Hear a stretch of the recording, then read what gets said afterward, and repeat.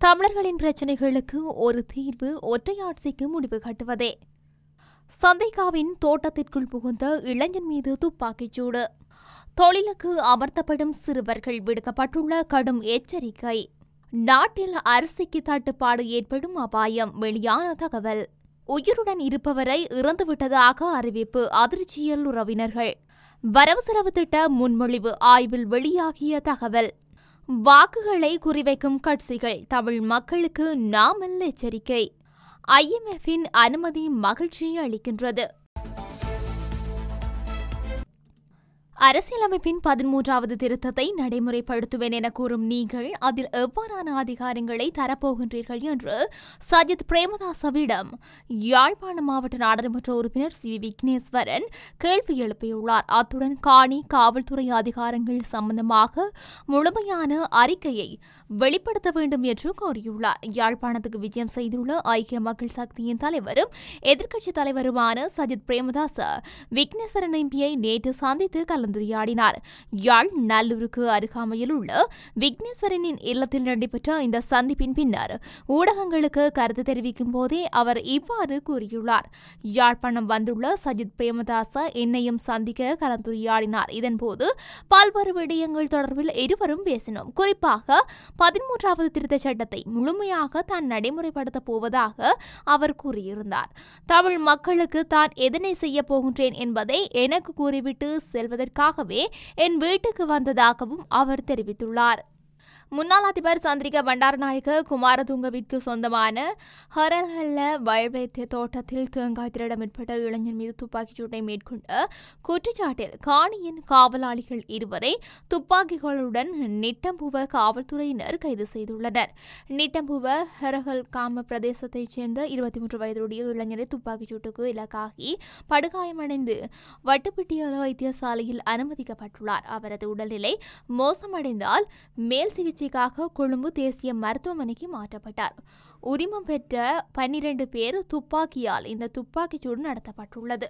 துப்பாக்கிச் சூட்டுக்கு இலக்காகி வைத்தியசாலையில் அனுமதிக்கப்பட்ட இளைஞர் போதைப் பொருளுக்கு அதிக அளவில் அடிமையானவர் என காவல்துறையினர் தெரிவிக்கின்றனர். சிறுவர்களை தொழிலுக்கு அமர்த்துவது தொடர்பில் நாளாந்தம் முறைப்பாடுகள் கிடைக்கப்பெறுவதாக தெரிவிக்கப்பட்டுள்ளது. குறித்த விடயத்தை தேசிய சிறுவர் பாதுகாப்பு அதிகார சபை தலைவர் சிரேஷ்ட விரிவுரையாளர் உதயகுமார் அமர்சிங்க தெரிவித்துள்ளார். இருப்பினும் உலகின் ஏனைய நாடுகளுடன் ஒப்பிடுகையில் இந்த நாட்டில் குழந்தைகளை தொழிலாளர்களாக பயன்படுத்துவது மிகவும் குறைந்த அளவில் காணப்படுவதாக அவர் சுட்டிக்காட்டியுள்ளார். இதன் அடிப்படையில் இலங்கையின் சட்டத்தின்படி 16 வயதிற்குட்பட்ட எவரையும் பணியில் அமர்த்துவது தடை செய்யப்பட்டுள்ள நிலையில் குழந்தைகளை கூலி வேலைக்கு அமர்த்துவது தொடர்பாக கடந்த ஆண்டு 186 முறைப்பாடுகள் பதிவு செய்யப்பட்டுள்ளதாக அவர் குறிப்பிட்டுள்ளார். இந்த நிலையில் இவரிடத்தின் முதல் 5 மாதங்களில் சிறுவர்களை கூலி வேலைக்கு அமர்த்துவது தொடர்பில் 56 முறைப்பாடுகள் கிடைக்கப்பெற்றுள்ளதாக உதயகுமார் அமர்சிங்க தெரிவித்துள்ளார். மேலும் இந்த முறைப்பாடுகள் அனைத்தையும் தொழிலாளர் துறைக்கு அனுப்ப நடவடிக்கை எடுக்கப்பட்டுள்ளதுடன் குழந்தை தொழிலாளர்கள் மற்றும் சிறுவர் உரிமை மீறல் குறித்து 24 மணி நேர தொலைபேசி எண்ணான 1929ற்கு முறைப்பாடு செய்யலாம் என்று தேசிய குழந்தைகள் பாதுகாப்பு ஆணையகம் தெரிவித்துள்ளமை குறிப்பிடத்தக்கது. சம்பா மற்றும் கீரிச்சம்பா அரிசிக்கு எதிர்காலத்தில் தட்டுப்பாடு ஏற்படும் என தேசிய விவசாய சங்கம் தெரிவித்துள்ளது. இதன் காரணமாக இந்த பருவத்தில் கீரிச்சம்பா மற்றும் சம்பா பயிரிட்டுள்ள விவசாயிகள் மூலம் தரமான அரிசியை பெறுவதற்கான வேலை திட்டம் தயாரிக்கப்பட வேண்டும் என சங்கத்தின் தலைவர் அனுராதா தென்னகோன் சுட்டிக்காட்டியுள்ளார். அரிசி தட்டுப்பாடு காரணமாக 1 கிலோ கீரிச்சம்பா அரிசியின் விலை 320 ரூபாய் தாண்டியுள்ளதுடன் இதற்கு மேலதிகமாக சம்பா அரிசிக்கான தட்டுப்பாடும் தற்போதைய சூழ்நிலையில் அதிகரித்துள்ளது. நெல் அறுவடை செய்யும் இயந்திரங்களை பயன்படுத்தி அரிசி உற்பத்தி செய்ய இயலாது என்றும் அதற்கு சில வழிமுறைகளை கையாண்டு திட்டத்தை செயல்படுத்த வேண்டும் என்றும் அவர் தெரிவித்துள்ளார். கடந்த காலங்களில் கீரிச்சம்பா மற்றும் சம்பா அரிசியை உணவகங்கள் அத்தோடு உணவு பதப்படுத்தும் நிறுவனங்களில் அதிக அளவில் பயன்படுத்தி வந்த நிலையில் தற்போது சாமானியர்களும் இந்த அரிசி வகைகளையே பயன்படுத்தி வருகின்றனர். இதன் காரணமாக கீரிச்சம்பா மற்றும் சம்பா அரிசிக்கு நாட்டில் பெரும் கிராக்கி நிலவுவதுடன் தற்போதுள்ள தேவைகளை பூர்த்தி செய்வதற்கான வேலைத்திட்டம் நாட்டில் தயாரிக்கப்பட வேண்டும் எனவும் தெரிவிக்கப்படுகின்றமை குறிப்பிடத்தக்கது. திருச்சி சிறப்பு முகாமில் உயிருடன் இருக்கும் இலங்கை அகதி ஒருவர் இறந்துவிட்டதாக அரசு அதிகாரிகள் அறிவித்தமை உறவினர்களுக்கு அதிர்ச்சியை ஏற்படுத்தியுள்ளது. இந்த நிலையில் உயிரிழந்துவிட்டதாக கூறப்படுபவரின் உறவினர்கள் இது தொடர்பில் சென்னை உயர்நீதிமன்றத்தை அணுகியுள்ளதாக கூறப்படுகிறது. சம்பவம் தொடர்பில் மேலும் தெரிய வருகையில் புலம்பெயர்ந்த தமிழர்கள் நல ஆணையர் அலுவலகம் வெளியிட்ட தகவலால் அதிர்ச்சியடைந்த அவரது அத்தை சிறப்பு முகாமில் தனது மருமகன் உயிருடன் இருப்பதாக கூறி தற்போது சென்னை உயர்நீதிமன்றத்தை அணுகியுள்ளார். மதுரை உச்சிப்பட்டியைச் சேர்ந்த டி நாகேஸ்வரி சார்பில் வழக்கறிஞர் புகழேந்தி தாக்கல் செய்த மனுவில் 1990 இலங்கையில் நடந்த உள்நாட்டு போருக்கு பயந்து மனுதாரரும் அவரது குடும்பத்தினரும் இந்தியாவுக்கு அகதிகளாக வந்தனர். தற்போது உச்சப்பட்டியில் உள்ள இலங்கை தமிழ் அகதிகள் முகாமில் நாகேஸ்வரி தனது 2 மகள்களுடன் வசித்து வருகின்றார். ஜூலை 20, 2015 ஆண்டு சட்டவிரோத நடவடிக்கைகள் சட்டம் மற்றும் கடவுச்சீட்டு சட்டத்தின் கீழ் அவரது மருமகன் கந்தன் என்கின்ற கிருஷ்ணகுமார் ராமபுரத்தில் கியூபிராஞ்ச் போலீசாரால் கைது செய்யப்பட்டனர். 2018 ராமநாதபுரம் செஷன்ஸ் நீதிமன்றம் அவருக்கு 10 ஆண்டுகள் சிறை தண்டனை விதித்து தீர்ப்பளித்த நிலையில் மேன்முறையீட்டில் உயர் நீதிமன்றம் தண்டனையை 7 ஆண்டுகளாக குறைத்தது.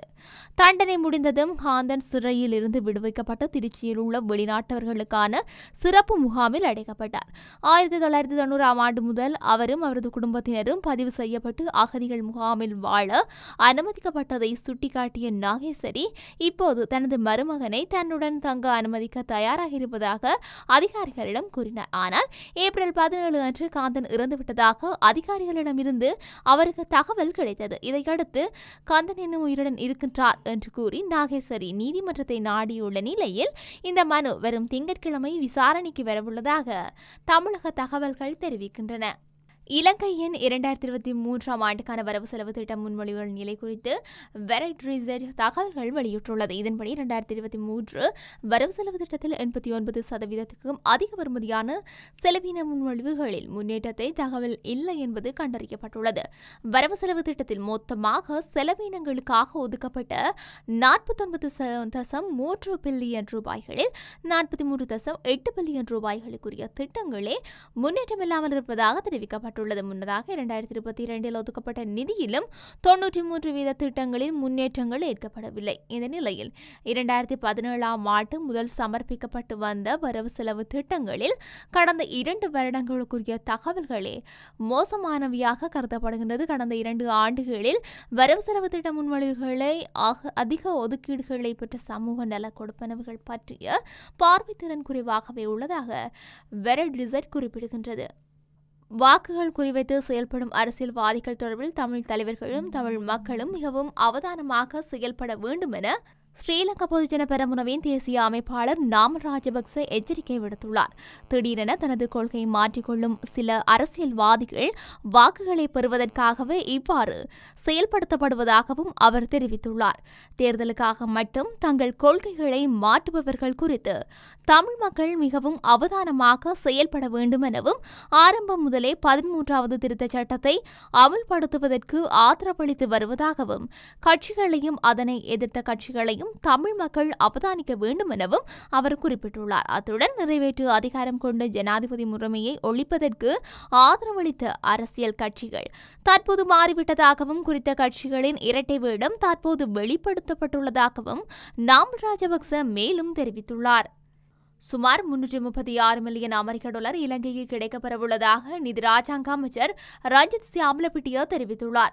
IMF-இன் நீடிக்கப்பட்ட கடன் வசதியின் 2வது மீளாய்வுக்கான அனுமதி கிடைக்கப்பெற்றுள்ளமை குறித்து ஊடகங்களுக்கு கருத்து தெரிவித்த போதே அவர் இவ்வாறு தெரிவித்துள்ளார். இதுகுறித்து அவர் மேலும் தெரிவித்துள்ளதாவது, நீடிக்கப்பட்ட கடன் வசதியினை 2வது மீளாய்வுக்கான அனுமதி கிடைக்கப்பெற்றுள்ளமை மகிழ்ச்சி அளிக்கின்றது. இதனூடாக 336 மில்லியன் அமெரிக்க டாலர் கடன் தொகை எமக்கு கிடைக்கப்பெறும். 2023 ஆண்டு டிசம்பர் மாதம் அளவில் எமது இலக்கு மட்டத்தை நாம் அடைந்ததை சர்வதேச நாணய நிதியம் ஏற்றுக்கொண்டது. இந்த மாதம் மே மாதம் அளவில் பணவீக்கம் மேலும் குறைவடைந்த மட்டத்தில் பேணப்பட்டமை ஆகியனவும் கருத்தில் கொள்ளப்பட்டன. எனவே சர்வதேச நாணய நிதியத்திடமிருந்து 3வது தவணை நிதி கிடைக்கப்பெறும் என்பதில் எந்தவித சந்தேகமும் இல்லை. இவ்வாறு அவர் மேலும் தெரிவித்துள்ளார்.